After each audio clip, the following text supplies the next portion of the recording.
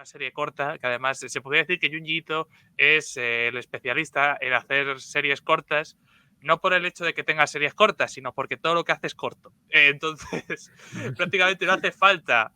Podríais comprar casi cualquier contenido de Junji Ito y no estaríais cogiendo nada a mitad, porque prácticamente todas sus historias son autoconclusivas, muy cortitas y no dan pie, vamos a decir, a mucha continuación.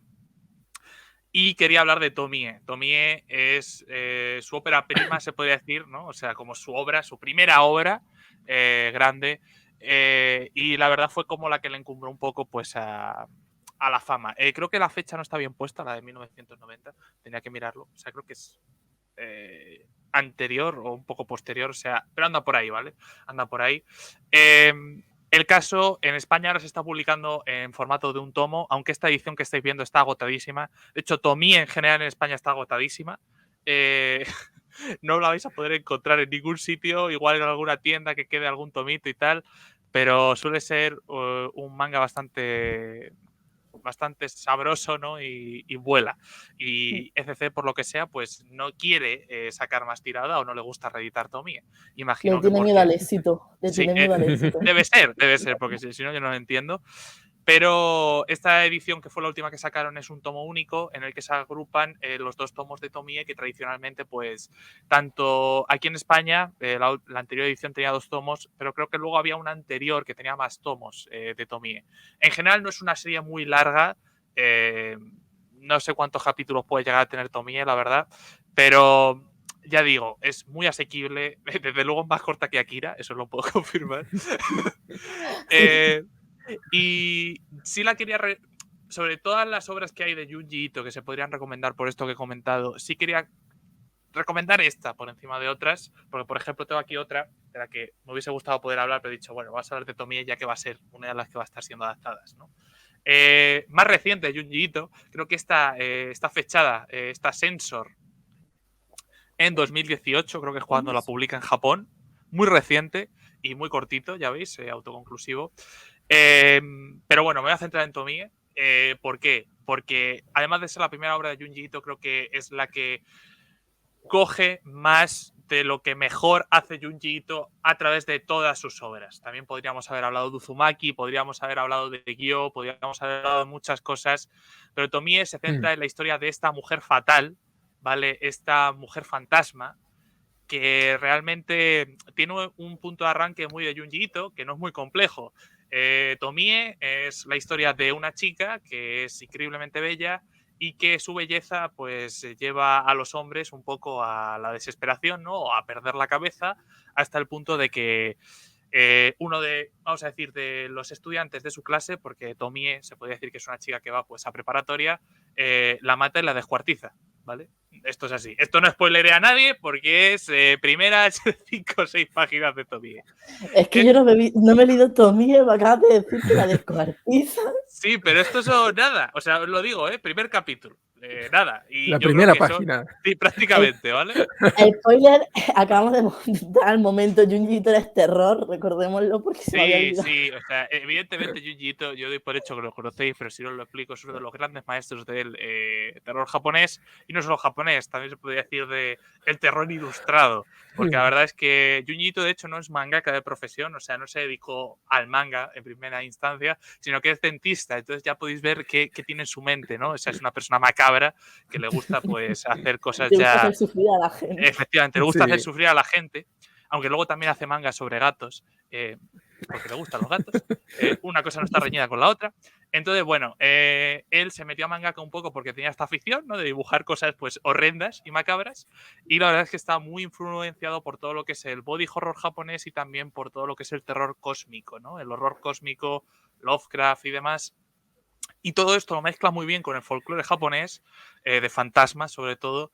Y es aquí, pues, por ejemplo, donde Tomie luce más, porque a raíz de este evento que acabamos de describir, que es nada, las primeras páginas del manga, cuando se descuartiza a Tomie, evidentemente Tomie, aunque la descuartizan, no se va. Tomie se queda. Y no solo se queda una vez, sino que por mucho que esa gente que va a ser atormentada por Tomie intente deshacerse de Tomie, Tomie va a volver una y otra y otra y otra vez atormentar a los hombres en particular por el tema, ¿no? Que evidentemente todo esto, ¿no? Que se retrata un poco como la masculinidad, ¿no? Vamos a decir, el cómo tratan de apoderarse, ¿no? De la belleza de Tomie y no pueden, pues al final Tomie de alguna manera es un poco reivindicativo en ese aspecto, pues siempre vuelve, ¿no? Para acabar con esos hombres que de alguna manera tratan pues de cosificarla un poco, ¿no? Y yo creo que tiene un punto así, ¿no? De, vamos a decir, de mujer fatal y de fantasma, porque al final es cierto que Tomie es un fantasma, pero no se siente que sea muy fantasma por muchos momentos durante la lectura. A mí me gusta mucho y sobre todo tiene lo mejor que tiene Junji Ito, que es el dibujo. Tiene unas situaciones horrorosas. Posiblemente si ponéis Tomie en Google, pues vais a ver unas deformaciones de caras maravillosas, que yo la verdad pues podría, o sea, de ese tipo de viñetas es de lo que me nutro yo. Yo me nutro de esas situaciones de horror total en la que hay caras dentro de caras y las caras se retuercen y las caras explotan. Todas esas cosas es lo que a mí me da un poco la vida cuando estoy leyendo mangas de Junji Ito, y en Tomie hay bastante de estas cosas. Es cierto que al ser la primera obra del autor también peca un poco de no estar elevado, o sea, todo este aparataje, vamos a decir, grotesco, no está en su máxima expresión, o sea, porque yo creo que en Uzumaki, que es posiblemente donde tenemos ya a Junji Ito más depurado, sí tenemos pues una serie de situaciones bastante más vomitivas, asquerosas, repugnantes, horribles, terroríficas. Es ahí donde llegamos en Uzumaki, ¿no? Pero Tomie está muy bien y yo creo que es un muy buen punto de entrada precisamente por eso de que es la primera obra del autor. Y que va a estar teniendo adaptación al anime, esperemos que mejor que la anterior, porque la anterior adaptación que hicieron en Crunchyroll también quiero recordar que tenía algún que otro capitulillo sobre Tomie, que bueno, no veáis esa adaptación, es muy malo. No la veáis. Esperemos que la siguiente... Más de Sekioku hoy. No veas la adaptación de Sí, Crunchyroll. no, pero no es culpa de Sekioku, no sé de quién es la culpa, pero no salió bien esa adaptación. El caso es que la siguiente que va a sacar Netflix, si lo hacen bien, seguramente pueda ser algo muy positivo y muy enriquecedor. Porque yo sí creo que se puede adaptar bien a Junji Ito. ¿Es difícil? Sí, pero se puede hacer bien. Y sobre todo, la adaptación de Uzumaki es lo que sobre todo está teniendo muy buena pinta. Que creo que también va a llegar a Crunchyroll. Y creo que podemos esperar grandes cosas sobre esa adaptación y que es posible. Y quiero que haya luz al final del túnel porque yo creo que es, en general, un mangaka y unas historias que están todavía por descubrir para el gran público. Darle una oportunidad si podéis, porque ya os digo, si os gustan este tipo de cosas horrorosas y asquerosas, os va a fascinar. Totalmente. Yo a Junji Ito lo descubrí este año y ha sido una grata sorpresa, la verdad. En plan, lo conocía de antes, pero hasta este año no he leído cosas suyas y es que no puedo parar. Es que llevo 3 o 4 tomos en lo que llevamos de año y que sean más. Sí, y yo de hecho quiero comentar que yo que he leído gran parte de su obra, es sorprendente el cómo muchas veces lo mejor que puedes encontrar o lo que más te puede gustar de Junji Ito está en un relato corto, porque él publicó sobre todo muchísimas historias cortas de terror en diferentes revistas. Y hay una colección aquí que es verdad que es muy larga y por eso no la estamos comentando, pero que estuvo publicando ECC, que es Relatos Terroríficos, creo recordar que se llamó aquí en España, que costaban nada, creo que 5 euros así o 6 euros cada tomito, eran muy cortos. Tengo yo algunos por aquí. Algo la mano, ¿vale? ¿Veis? Una cosita así muy, muy cortita. Y aquí igual te entran 5, 4 historias de terror cortas. Y aquí es donde yo creo que ves a Junji Ito en su máximo esplendor.